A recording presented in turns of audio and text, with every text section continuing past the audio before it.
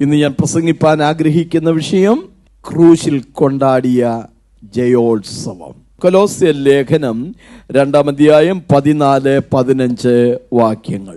അതിക്രമങ്ങളൊക്കെ നമ്മോട് ക്ഷമിച്ച് ചട്ടങ്ങളാൽ നമുക്ക് വിരോധവും പ്രതികൂലവുമായിരുന്ന കയ്യെഴുത്ത് മായ്ച്ചു, ക്രൂശിൽ തറച്ചു, നടുവിൽ നിന്ന് നീക്കിക്കളഞ്ഞു. വാഴ്ചകളെയും അധികാരങ്ങളെയും ആയുധവർഗം വെപ്പിച്ച് ക്രൂശിൽ അവരുടെ മേൽ ജയോത്സവം കൊണ്ടാടി അവരെ പരസ്യമായി കാഴ്ചയാക്കി. ക്രൂശിൽ അവരുടെ മേൽ ജയോത്സവം കൊണ്ടാടി. ക്രൂശിൽ പലരും പരാജയമാണ് ദർശിച്ചത്.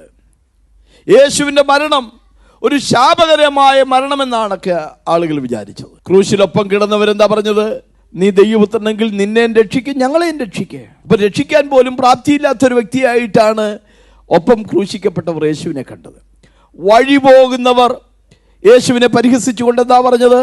അവൻ മറ്റുള്ളവരെ രക്ഷിച്ചു, തന്നെത്താൻ രക്ഷിപ്പാൻ സാധിക്കുന്നില്ല. അപ്പോൾ വഴിപോക്കരും യേശുവിൻ്റെ മരണം ഒരു പരാജയമായിട്ടാണ് കണ്ടത്. പുറമേ ഉള്ള നോട്ടത്തിൽ എല്ലാവരും പരാജയമാണ് കണ്ടത്. വാസ്തവത്തിൽ ക്രൂശ് പരാജയമായിരുന്നില്ല, ക്രൂശ് വിജയമായിരുന്നു. അക്കാലത്ത് ക്രൂശ് ശാപത്തിൻ്റെയും നിന്ദയുടെയും അപമാനത്തിൻ്റെയും ഒക്കെ ചിഹ്നമായിരുന്നു. എന്നാൽ യേശുവിൻ്റെ മരണം മൂലം ക്രൂശ് ഒരു വിജയത്തിൻ്റെ പ്രതീകമായി മാറ്റപ്പെട്ടു. ക്രൂശിൽ കൊണ്ടാടിയ ജയോത്സവം. ബൈബിളിലെ 3 പുസ്തകങ്ങളിലുള്ള 2-15 എന്ന വാക്യങ്ങൾ തമ്മിൽ അഭേദ്യമായി ബന്ധപ്പെട്ടിരിക്കുന്നു. എഫേസ്യർ 2:15 ഇരുപക്ഷത്തെയും തന്നിൽ ഒരേ പുതിയ മനുഷ്യനായി സൃഷ്ടിപ്പാനും ക്രൂശിന്മേൽ വെച്ച് ശത്രുത്വമില്ലാതാക്കി, അതിനാൽ ഇരുപക്ഷത്തെയും ഏക ശരീരത്താൽ ദൈവത്തോട് നിരപ്പിപ്പാനും തന്നെ. എബ്രായർ 2:15 നോക്കിയാട്ടെ. മരണാധികാരിയായിരുന്ന പിശാചിനെ തന്റെ മരണത്താൽ നീക്കി ജീവപര്യന്തം മരണഭീതിയിൽ അടിമകളായിരുന്നവരെയൊക്കെയും വിടുവിച്ചു. ഇനി കൊലോസ്യർ 2:15 വാഴ്ചകളെയും അധികാരങ്ങളെയും ആയുധവർഗം വെപ്പിച്ച് ക്രൂശിൽ അവരുടെ മേൽ ജയോത്സവം കൊണ്ടാടി. കൊലോസ്യ ലേഖനം 2:14-15 വാക്യങ്ങളിലേക്ക് വരുമ്പോൾ പ്രധാനപ്പെട്ട 7 കാര്യങ്ങളാണ് പൗലോസ് അവിടെ പങ്കുവയ്ക്കുന്നത്. ഓരോന്നായിട്ട് നോക്കാം. ക്രൂശിൽ കൊണ്ടാടിയ ജയോത്സവം. 1, ക്രൂശിലൂടെ അവൻ നമ്മുടെ അതിക്രമങ്ങളൊക്കെയും നമ്മോട് ക്ഷമിച്ചു. 2:14 ഒന്നുകൂടെ വായിച്ചാട്ടെ. അതിക്രമങ്ങളൊക്കെയും നമ്മോട് ക്ഷമിച്ചു. ഒന്നാമത്തെ കാര്യം അതാണ്. അതിക്രമം കടന്നുകൂടാത്ത ഒരു മേഖലയിലേക്ക് മനഃപൂർവ്വം കടന്നു കയറുന്നതിനെയാണ് അതിക്രമിക്കുക എന്ന് പറയുന്നത്. പലയിടത്തും എഴുതി വെച്ചിട്ടുള്ളത് നിങ്ങൾ കണ്ടിട്ടുണ്ടാവും. Trespassers will be prosecuted. ക്രൂശിൽ കിടന്നുകൊണ്ട് യേശു പറഞ്ഞ ഒരു വാക്കെന്താണ്? പിതാവേ, ഇവർ ചെയ്യുന്നത് ഇന്നതെന്നറിയായാൽ ഇവരോട് ക്ഷമിക്കണമേ. ദൈവപുത്രനായ യേശുവിനെ വാക്കുകൊണ്ടും ആയുധം കൊണ്ടും നോവിപ്പിക്കുന്ന ആ സമൂഹത്തോട് കർത്താവ് ക്ഷമിക്കുകയാണ്. നിങ്ങളെ ഉപദ്രവിക്കുന്നവർക്ക് വേണ്ടി പ്രാർത്ഥിപ്പീൻ, നിങ്ങളുടെ ശത്രുക്കളെ സ്നേഹിപ്പീൻ എന്നാണ് യേശു ഗിരിപ്രഭാഷണത്തിൽ പറഞ്ഞത്. ഒരു മലമുകളിൽ ഇരുന്നു കൊണ്ട് യേശു അത് പറഞ്ഞത്. ഇവിടെ പ്രായോഗിക ജീവിതത്തിൽ കൽവരി മലയിൽ കിടന്നുകൊണ്ട് യേശു പറയുകയാണ്, പിതാവേ, ഇവർ ചെയ്യുന്നത് ഇന്നതെന്നറിയായാൽ ഇവരോട് ക്ഷമിക്കണം. അത് മനസ്സിലാക്കാൻ വേദപുസ്തകത്തിലെ 2 വാക്യങ്ങൾ ഞാനൊന്ന് പറയാം. ഉൽപ്പത്തി 6:11-12 വാക്യം നോഹയുടെ കാലത്ത് സംഭവിച്ച കാര്യമാണ്. ഭൂമി അതിക്രമം കൊണ്ട് നിറഞ്ഞിരുന്നു. ഉൽപ്പത്തി 50:16 ഗോത്രപിതാക്കന്മാർ അഥവാ യാക്കോബിന്റെ സഹോദരന്മാർ അദ്ദേഹത്തോട് ചെയ്ത ദ്രോഹത്തെക്കുറിച്ച് വായിക്കുകയാണ്. സഹോദരന്മാർ നിന്നോട് ദോഷം ചെയ്തു, അവർ ചെയ്ത അതിക്രമവും പാപവും നീ ക്ഷമിക്കണം. സഹോദരന്മാർ അവനോട് എന്ത് ചെയ്തു? അതിക്രമം ചെയ്തു. 65-ാം സങ്കീർത്തനം 3-ാം വാക്യത്തിൽ ദാവീദ് പറയുകയാണ്, എന്റെ അതിക്രമങ്ങൾ എന്റെ നേരെ അതിബലമായിരിക്കുന്നു. എന്നാൽ ക്രൂശിൽ ഒരു മറുപടി നമ്മൾ കാണുന്നു. അതിക്രമങ്ങൾ ഒക്കെയും നമ്മോട് ക്ഷമിച്ചു. ചെയ്തുകൂടാത്ത പല കാര്യങ്ങൾ ഞാനും നിങ്ങളും ചെയ്തു പോയിട്ടുണ്ട്. ചെയ്യേണ്ടിയിരുന്ന പല കാര്യങ്ങൾ നമ്മൾ ചെയ്യാതിരുന്നിട്ടുണ്ട്. അതിനൊക്കെ ശിക്ഷ കിട്ടേണ്ടതായിരുന്നു. എന്നാൽ അതിക്രമങ്ങളൊക്കെയും നമ്മോട് ക്ഷമിച്ചപ്പോൾ, അതുകൊണ്ട് ഇപ്പോൾ ക്രിസ്തുവേശുവുള്ളവർക്ക് ഒരു ശിക്ഷാവിധിയും ഇല്ല. എഫേസ്യ ലേഖനം 2:1-5 വാക്യങ്ങൾ അതിക്രമങ്ങളിലും പാപങ്ങളിലും മരിച്ചവരായിരുന്ന നമ്മെയും അവൻ ഉയർപ്പിച്ചു. 2, കൈയെഴുത്ത് മായിച്ചു. വാക്യം തന്നെ നോക്കിയാട്ടെ. ചട്ടങ്ങളാൽ നമുക്ക് വിരോധവും പ്രതികൂലവുമായിരുന്ന കൈയെഴുത്തുമായി. ആ കൈയെഴുത്തിന് ഒരു പ്രത്യേകത ഉണ്ടായിരുന്നു. അത് നമുക്ക് വിരോധവും പ്രതികൂലവുമായിരുന്നു. നമ്മുടെ തെറ്റിനുള്ള ശിക്ഷകളാണ് അതിൽ എഴുതി വെച്ചിരുന്നത്. കൈയെഴുത്ത് എന്ന വാക്കിന് 2 അർത്ഥമുള്ളതായിട്ടാണ് എൻ്റെ ചെറിയ അറിവ്. ഒന്ന്, അതിന് കുറ്റപത്രം എന്നും, charge sheet of A criminal. രണ്ടാമത്തെ അർത്ഥം കടപ്പത്രം എന്നാണ്, പ്രോമിസറി നോട്ട്. നമ്മൾ ഒരു ലോൺ എടുത്തപ്പോൾ ആ ലോൺ ഞാൻ അടച്ചോളാം, അതിൻ്റെ പലിശയൊക്കെ ഞാൻ അടച്ചോളാം എന്ന് പറഞ്ഞ് നമ്മൾ എന്ത് ചെയ്തു? എഴുതി ഒപ്പിട്ട് കൊടുത്തു. അപ്പം നമ്മൾ നമ്മുടെ കൈപ്പട കൊണ്ട് എഴുതിയ അത് കൈയെഴുത്ത്. ഞാനൊരു ബാധ്യതയുള്ളവനാണെന്ന്, ഞാൻ നിനക്ക് പലതും തന്നു തീർക്കാനുള്ളവനാണെന്ന്, ഞാനൊരു കടക്കാരനാണെന്ന്, കുറ്റക്കാരനാണെന്ന്, നിനക്ക് നടപടികൾ എടുക്കാൻ ഞാൻ വിധേയനാണെന്ന് എല്ലാം അതിൽ എഴുതി വച്ചിരുന്നു. എന്നാൽ യേശുക്രിസ്തുവിൻ്റെ ക്രൂശിലെ മരണം മൂലം അതിക്രമങ്ങളൊക്കെയും നമ്മോട് ക്ഷമിച്ചു എന്നും മാത്രമല്ല, നമ്മുടെ മേലുണ്ടായിരുന്ന ആ കുറ്റപത്രവും ആ കടപ്പത്രവും അവൻ റദ്ദു ചെയ്തു. Paid full and cancelled. അതിന് കൊടുക്കേണ്ടുന്ന വില മുഴുവൻ കൊടുത്ത, അതിനെ മുഴുവൻ കർത്താവ് നിർവീര്യമാക്കി. ആ വാക്ക് നിങ്ങൾ നോക്കിയേ. ചട്ടങ്ങളാൽ നമുക്ക് വിരോധവും പ്രതികൂലവുമായിരുന്ന കൈയെഴുത്ത്. എന്താ ചട്ടങ്ങൾ? ഡോഗ്മാസിൻ എന്ന വാക്കാണ് ചട്ടങ്ങൾ. അത് ന്യായപ്രമാണത്തെ കാണിക്കുകയാണ്. ന്യായപ്രമാണത്തിനകത്ത് അത് ചെയ്യരുത്, ഇത് ചെയ്യണം, അത് ചെയ്യാതിരുന്നാൽ ഇന്നതാണ് എന്ന് പറഞ്ഞ് ഇങ്ങനെ ഒരുപാട് വ്യവസ്ഥകൾ എഴുതി വച്ചിരിക്കുകയാണ്. ചട്ടങ്ങൾ, നിയമ നടപടികൾ എഴുതി വച്ചിരിക്കുകയാണ്. ന്യായപ്രമാണം മൂലം നമുക്ക് പാപബോധമുണ്ടാകത്തക്ക രീതിയിൽ കുറ്റങ്ങൾ ഒങ്ങനെ എഴുതി വച്ചിരിക്കുകയാണ്. യേശുവിൻ്റെ മരണം മൂലം കുറ്റപത്രം മായിച്ചു, കടപ്പത്രം മായിച്ചു. ന്യായപ്രമാണത്തിൽ എഴുതി വച്ചിരുന്ന നമുക്ക് നേരെയുള്ള സകല വിധി കൽപ്പനകളും കർത്താവിൻ്റെ മരണം മൂലം ഇല്ലാതായി. അതിന് പൗലോസ് ഉപയോഗിച്ചേക്കുന്ന ഒരു പദം നിങ്ങൾ നോക്കിക്കേ. അതിക്രമങ്ങൾ ഒക്കെയും നമ്മോട് ക്ഷമിച്ച് ചട്ടങ്ങളാൽ നമുക്ക് വിരോധവും പ്രതികൂലവുമായിരുന്ന കൈയെഴുത്ത് മായിച്ചു. അടുത്ത പദം 3, ക്രൂശിൽ തറച്ചു. ആ തറച്ചു എന്ന വാക്ക് ശ്രദ്ധിക്കണം. യേശുവിന്റെ കുരിശ് മരണം തന്നെ നിങ്ങൾ നോക്കിക്കേ. വേദപുസ്തകത്തിൽ വായിക്കുന്നത്, തലയോടിടം എന്ന സ്ഥലത്ത് എത്തിയപ്പോൾ അവിടെ അവർ അവനെയും ദുഷ്പ്രവർത്തിക്കാരിൽ ഒരുവനെ അപ്പുറത്തും ഒരുത്തനെ ഇപ്പുറത്തുമായി ക്രൂശിൽ തറച്ചു. 2 വിധ തറക്കലുകളാണ് അവിടെ നടന്നത് ക്രൂശിൽ. ഒന്ന്, യേശുവിനെ കുരിശിൽ തറച്ചു. 2, യേശുവിനെ ക്രൂശിന് മുകളിൽ ഒരു കുറ്റപത്രം എഴുതി വെച്ചതിനെ കുറിച്ച് വായിക്കുന്നത്, നസ്രായനായ യേശു യഹൂദന്മാരുടെ രാജാവ് എന്ന കുറ്റപത്രം എഴുതി ക്രൂശിന്മേൽ തറച്ചു. ഇനി അതിൻ്റെ ചരിത്രപരമായ അർത്ഥം ഞാൻ പറയാൻ പോവുകയാണ്. പഴയ കാലത്ത് ഇങ്ങനെയുള്ള കാര്യങ്ങൾ ഒരു പലകയിലാണ് എഴുതി വെച്ചിരുന്നത്. കൊടുക്കാനുള്ള ബാധ്യത വെച്ചിരുന്നു. ആ ചാർജ് ഷീറ്റ് അല്ലെങ്കിൽ ആ പലക അതങ്ങനെ നിലനിൽക്കുന്നിടത്തോളം കാലം ഈ വ്യക്തി എന്നും ശിക്ഷയ്ക്ക് വിധേയനാണ്. അവൻ അതിന് കൊടുത്തു തീർപ്പാൻ ബാധ്യസ്ഥനാണ്. എന്നാൽ പുരാതന കാലത്തുള്ള ഒരു നടപടി, ആ പലകത്തുണ്ടെടുത്ത് ഒരിടത്തേക്ക് വെച്ചിട്ട് ഒരാണി തറച്ച് അതിലൊരു ദ്വാരമിട്ട് കഴിഞ്ഞാൽ പിന്നീട് അതിന് വിലയില്ല. നമ്മുടെ തെറ്റുകളുടെ ചാർജ് ഷീറ്റ് എല്ലാം കൂടെ പിശാച് ഞാൻ എടുത്തോണ്ട് വരും. എന്നാൽ അത് ശ്രദ്ധിച്ചു നോക്കുമ്പോൾ അതിനകത്ത് ഒരാണി തറച്ച് അതിനെ നിർവീര്യമാക്കിയിരിക്കുന്നു. മായ്ച്ചു കഴിഞ്ഞാൽ പിന്നെ അതിലെന്താ എഴുതിയിരുന്നെന്നുള്ള ആർക്കും അറിയത്തില്ല. രേഖ തിരുത്തപ്പെട്ട 2 സന്ദർഭം തിരുവെഴുത്തിൽ ഞാൻ വായിക്കാം. ദാനിയേൽ പ്രവചനം 6-ാം അധ്യായം 10-ാമത്തെ വാക്യം. എന്നാൽ രേഖ എഴുതിയിരിക്കുന്നു എന്ന് ദാനിയേൽ അറിഞ്ഞപ്പോൾ അവൻ വീട്ടിൽ ചെന്ന് അവന്റെ മാളിക മുറിയുടെ കിളിവാതിൽ യെരൂശലേമിന് നേരെ തുറന്നിരുന്നു. രേഖ എഴുതിയിരുന്നു. എന്താ രേഖയ്ക്കകത്ത് എഴുതിയിരിക്കുന്നത്? 30 ദിവസത്തേക്ക് രാജാവിനോടല്ലാതെ വേറെ ആരോടെങ്കിലും പ്രാർത്ഥിച്ചാൽ അവരെ വിശന്നു കിടക്കുന്ന സിംഹങ്ങളുടെ നടുവിലേക്ക് വലിച്ചെറിഞ്ഞു കളയുമെന്ന ഒരു രേഖ എഴുതി വെച്ചിരുന്നു. ഞാൻ വൈകുന്നേരത്തും രാവിലെയും ഉച്ചയ്ക്കും എൻ്റെ സങ്കടം ബോധിപ്പിച്ച് കരയും. വിരോധവും പ്രതികൂലമായിരുന്ന ആ കൈയെഴുത്ത് രേഖ ദൈവജനം പ്രാർത്ഥിച്ചപ്പോൾ, ദാനിയേൽ പ്രാർത്ഥിച്ചപ്പോൾ അത് നിർവീര്യമായി.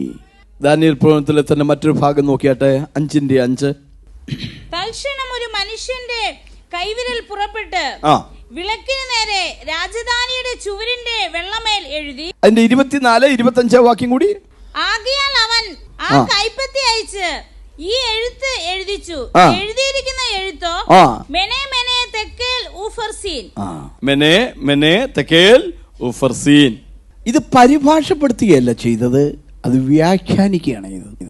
മെനെ മെനെ തെക്കേൽ ഊഫർസീൻ എന്ന ഒരെഴുത്ത് അവിടെ എഴുതി. എപ്പോഴാണ് എഴുതിയത്? ബെൽഷസ്സർ രാജാവ് ഒരു വലിയ സദ്യ ഒരുക്കിയപ്പോൾ തനിക്കൊരു ചിന്ത, വിനാശകാല വിപരീത ബുദ്ധി. ദൈവത്തിന്റെ ആലയത്തിലെ വിശുദ്ധ ഉപകരണങ്ങളോട് അവഹേളനയോടെ അവൻ ഇടപെടുകയാണ്. അങ്ങനെ കുടിച്ച് രസിച്ച് മതിച്ചിരിക്കുമ്പോൾ ഒരു കൈപ്പത്തി വന്ന് അവൻ നോക്കിക്കൊണ്ടിരിക്കുന്ന ഭിത്തിയേൽ ഇങ്ങനെ എഴുതി. അത് കണ്ടിട്ട് വായിച്ചിട്ട് അവൻ ആടിപ്പോയി. അവൻ വളരെ വിഷണ്ണിതനായി. അവൻ്റെ ജീവിതത്തെക്കുറിച്ച് ദൈവം പറഞ്ഞു, ഞാൻ നിന്നെ തൂക്കി നോക്കി കുറവുള്ളവനായി കണ്ടു. അതുകൊണ്ട് നിന്റെ രാജ്യം വിഭജിച്ച് മേദ്യർക്കും പാർസികൾക്കും കൊടുത്തിരിക്കുന്നു. നമുക്ക് നേരെയും ഇതുപോലെ രേഖയുണ്ടായിരുന്നു. ദൈവം നിന്നെ തൂക്കി നോക്കി കുറവുള്ളവനായി കണ്ടു എന്ന് പറയുന്ന രേഖ. എന്നാൽ യേശുവിൻ്റെ ക്രൂശ് മരണം മൂലം നമുക്ക് വിരോധവും പ്രതികൂലമായിരുന്ന ആ കൈയെഴുത്ത് മായ്ക്കപ്പെട്ടു. പിശാച് നമ്മുടെ നേരെ വെച്ചിരുന്ന ആ സകല ഭീഷണികളും സകല കുറ്റാരോപണങ്ങളും യേശുവിൻ്റെ ക്രൂശ് മൂലം റദ്ദാക്കപ്പെട്ടു. നാലാമത്തെ കാര്യം, നടുവിൽ നിന്ന് നീക്കിക്കളഞ്ഞു. 2:14 ഒന്നുകൂടെ വായിച്ചാട്ടെ. അതിക്രമങ്ങളൊക്കെ നമ്മോട് ക്ഷമിച്ച് ചട്ടങ്ങളാൽ നമുക്ക് വിരോധവും പ്രതികൂലവുമായിരുന്ന കൈയെഴുത്ത് മായ്ച്ചു, ക്രൂശിൽ തറച്ചു, നടുവിൽ നിന്ന് നീക്കിക്കളഞ്ഞു. നടുവിൽ നിന്ന് നീക്കിക്കളഞ്ഞു. അത് മനസ്സിലാക്കാൻ എഫേസ്യ ലേഖനം 2:14 വന്നാട്ടെ.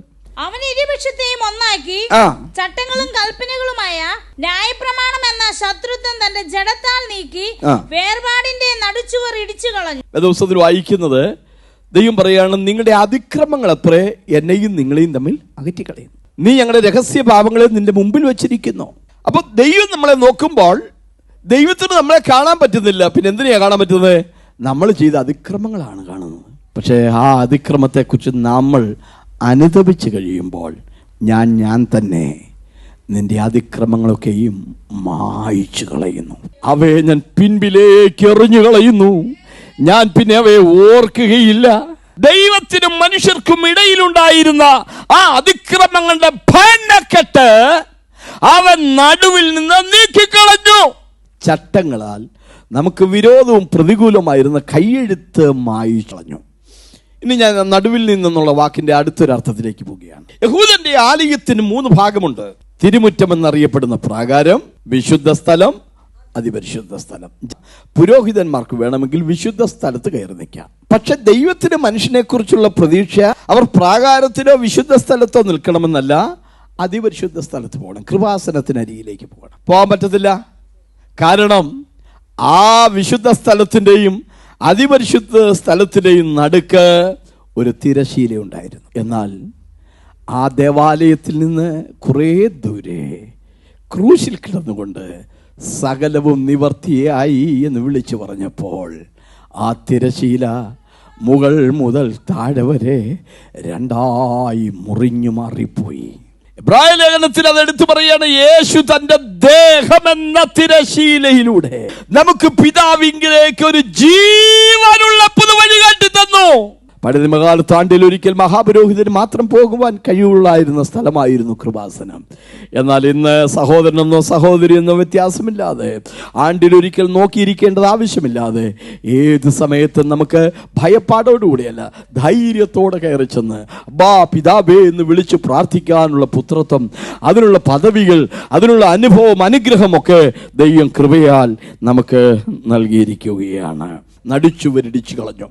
ഒരർത്ഥം കൂടി പറയാം. യോഹന്നാന്റെ സുവിശേഷം 4:9 ഒന്ന് വായിച്ചേ. നീ യഹൂദനായിരിക്കെ ശമര്യക്കാരിയായ എന്നോട് കുടിപ്പാൻ ചോദിക്കുന്നത് എങ്ങനെ എന്ന് പറഞ്ഞു. അടുത്തത്, യഹൂദന്മാർക്കും ശമര്യക്കാർക്കും തമ്മിൽ സമ്പർക്കമില്ല. പലസ്തീനിൽ ഉൾപ്പെട്ട ഒരു സ്ഥലമാണ് ശമര്യ. പക്ഷേ അശൂർ രാജാവിന്റെ കാലത്ത് ഈ ശമര്യയിലുണ്ടായിരുന്ന യഹൂദന്മാരെ അശൂരിലേക്ക് കൊണ്ടുപോവുകയും അവിടെ നിന്ന് കുറച്ചുപേരെ ഇവിടേക്ക് കൊണ്ടുവരികയും ചെയ്തു. അങ്ങനെ ഉടലെടുത്ത ഒരു സങ്കരവർഗമാണ് ശമര്യർ. അതുകൊണ്ട് യാഥാസ്ഥിതികരായ യഹൂദന്മാർ ശമര്യരുമായി സമ്പർക്കം പുലർത്താറില്ല. അവരുടെ കയ്യിൽ നിന്ന് വെള്ളം വാങ്ങിച്ചു കുടിക്കാറില്ല. യേശു ക്രിസ്തു ആയിത്തം നീക്കിയ മഹൽ വ്യക്തിയാണ്. ഇവിടെ നോക്കിക്കേ, യഹൂദന്മാർക്കും ശമര്യർക്കും തമ്മിൽ സമ്പർക്കമില്ല. പക്ഷേ യേശു ക്രിസ്തു അവളോട് വെള്ളം കുടിപ്പാൻ ചോദിച്ചതിലൂടെ ആ ആയിത്യം കർത്താവ് മാറ്റി. യേശുവിനെ വിസ്തരിക്കാൻ വേണ്ടി കൊണ്ടുപോയപ്പോ ബൈബിളിൽ വായിക്കുന്നത്, തങ്ങൾ അശുദ്ധരാകാതെ പെസഹ കഴിപ്പാൻ തക്കവണ്ണം പീലാത്തോസിന്റെ ആസ്ഥാനത്തിൽ കടന്നില്ലതാനും. പീലാത്തോസ് എന്ന് പറയുന്നൊരു ജാതീയനാണ്. അവന്റെ കൽത്തളത്തിൽ കാല് ചവിട്ടിയാൽ വിശുദ്ധി മുഴുവൻ ഇടിഞ്ഞു വീഴുമെന്ന് പിടിവാശി പിടിക്കുകയാണ് യഹൂദന്മാർ. ജാതികളും യഹൂദന്മാരും സമ്പർക്കമില്ലാതെ അവരുടെ ഇടയിൽ ഒരു വേർപാടുണ്ടായിരുന്നു.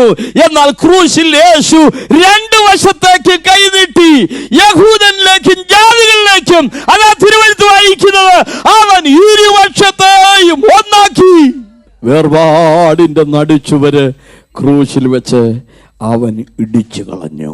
5, വാഴ്ചകളെയും അധികാരങ്ങളെയും ആയുധവർഗം വെപ്പിച്ചു. കൊലോസ്യലേഖനം 2:14-15 വാക്യത്തിലേക്ക് വീണ്ടും മടങ്ങി വരാം. വാഴ്ചകളെയും അധികാരങ്ങളെയും ആയുധവർഗം വെപ്പിച്ചു. അടുത്ത കാര്യം അതാണ്, വാഴ്ചകളെയും അധികാരങ്ങളെയും ആയുധവർഗം വെപ്പിച്ചു. അവിടെ പറയുന്ന വാഴ്ചകൾ, അധികാരങ്ങൾ എന്ന് പറയുന്നത് എഫേസ്യ ലേഖനം 6:12 പറയുന്ന സാത്താന്യ ശക്തികളെ കുറിച്ചാണ്. നമുക്ക് പോരാട്ടമുള്ളത് ജഡരക്തങ്ങളോടല്ല, വാഴ്ചകളോടും അധികാരങ്ങളോടും അന്ധകാരത്തിന്റെ ലോകാധിപതികളോടും സ്വർലോകത്തിലെ ദുഷ്ടാത്മസേനയുടെ പത്രേ. നമ്മുടെ മേൽ ഭീഷണി മുഴക്കിക്കൊണ്ടിരുന്ന 4 സാത്താന്യ ശക്തികൾ: വാഴ്ചകൾ, അധികാരങ്ങൾ, അന്ധകാരത്തിന്റെ ലോകാധിപതികൾ, സ്വർലോകങ്ങളിലെ ദുഷ്ടാത്മസേന.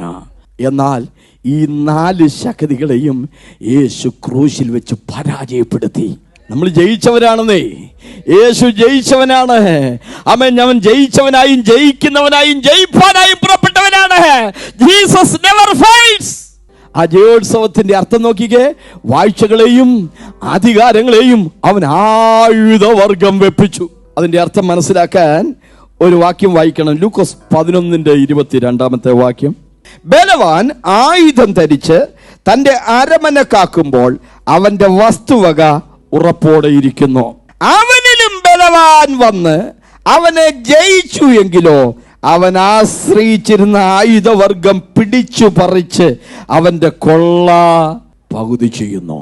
വാഴ്ചകളും അധികാരങ്ങളും ആയുധം ധരിച്ചുകൊണ്ട് മനുഷ്യവർഗത്തെ മുഴുവൻ കീഴടക്കി വെച്ചുകൊണ്ട് ഈ ആയുധവർഗവുമായി അവൻ ഇങ്ങനെ ജയഭേരി മുഴക്കി നിൽക്കുകയായിരുന്നു. എൻ്റെ കയ്യിൽ നിന്ന് പിടിച്ചു പറിക്കാൻ കഴിയുന്നവൻ ആര് എന്ന് പറഞ്ഞ് പിശാചിങ്ങനെ ഉറഞ്ഞു തുള്ളി നിൽക്കുകയായിരുന്നു. എന്നാൽ പിശാചിന്റെ പ്രവർത്തികളെ അഴിപ്പാനല്ലോ മനുഷ്യപുത്രൻ വന്നത്. സാത്താൻ 18 സംവത്സരമായി ബന്ധിച്ചു വെച്ചിരുന്ന ഇവളെ അഴിച്ചു വിടേണ്ടതല്ലയോ? സ്വാതന്ത്ര്യത്തിനായി ക്രിസ്തു നമ്മെ സ്വതന്ത്രരാക്കി. മരണത്തിൻ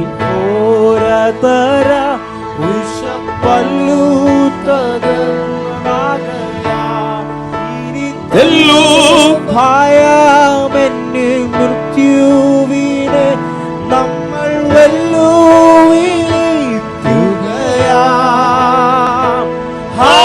ഹല്ലേലൂയ, ജയം ഹല്ലേലൂയ, യേശു കർത്താവ് ജീവിക്കുന്നു.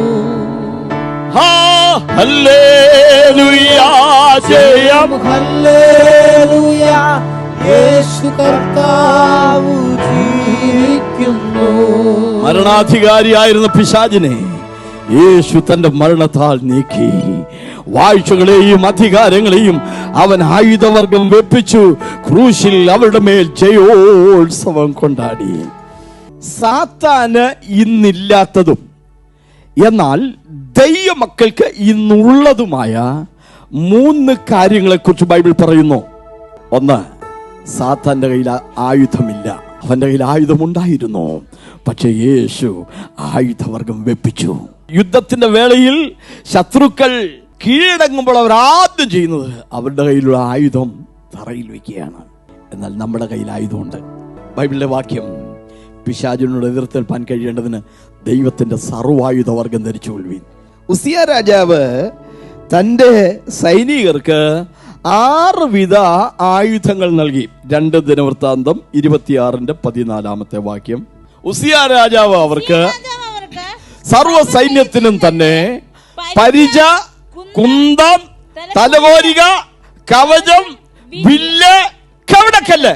ഉസിയ രാജാവ് തന്റെ സൈനികർക്ക് 6 വിധ അക്ഷരീകമായ ആയുധങ്ങൾ നൽകി ശത്രുവിനോട് പോരാടാൻ. പക്ഷേ പുതിയ നിയമം പറയുകയാണ്, 2 കൊരിന്ത്യർ ലേഖനം 10-3-4 വാക്യങ്ങൾ, ഞങ്ങൾ സഞ്ചരിക്കുന്നവരെങ്കിലും ജഡപ്രകാരം പോരാടുന്നില്ല. അടുത്ത വാക്യം, ഞങ്ങളുടെ പോരിന്റെ ആയുധങ്ങളോ ജഡീകങ്ങളല്ല, കോട്ടകളെ ഇടിപ്പാൻ ദൈവസന്നിധിയിൽ ശക്തിയുള്ളവ തന്നെ.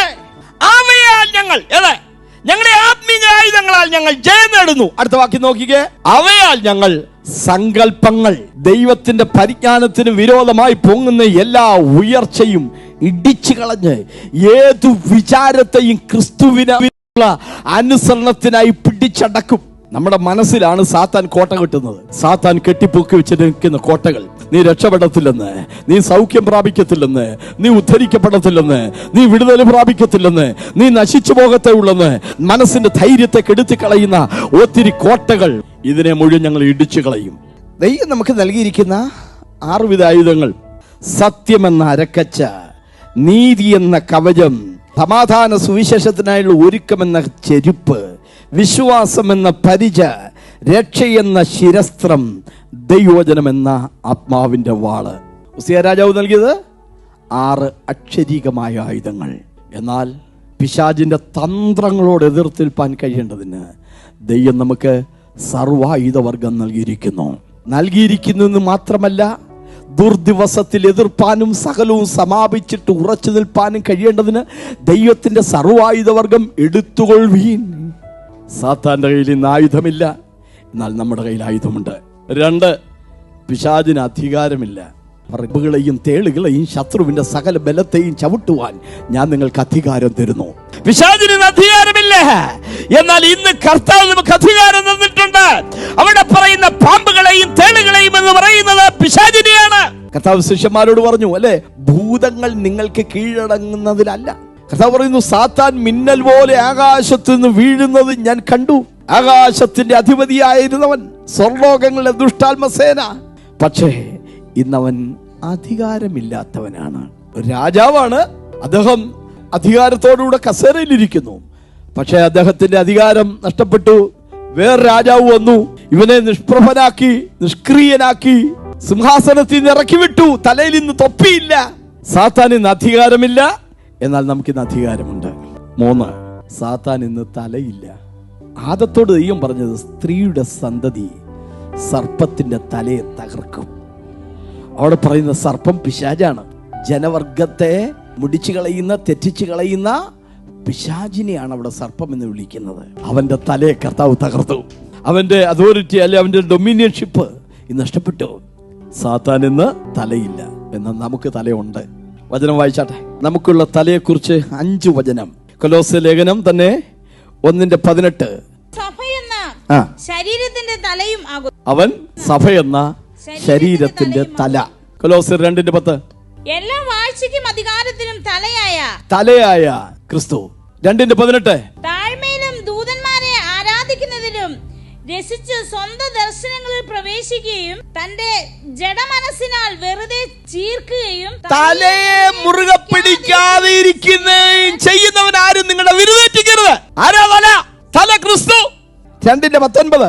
തലയായവനിൽ നിന്നല്ലോ ശരീരം മുഴുവനും സന്ധികളാലും ഞരമ്പുകളാലും ചൈതന്യം ലഭിച്ചും ഏകീഭവിച്ചും ദൈവികമായ വളർച്ച പ്രാപിക്കുന്നത് തല ക്രിസ്തു. എഫെസ്യ ലേഖനം 4:15.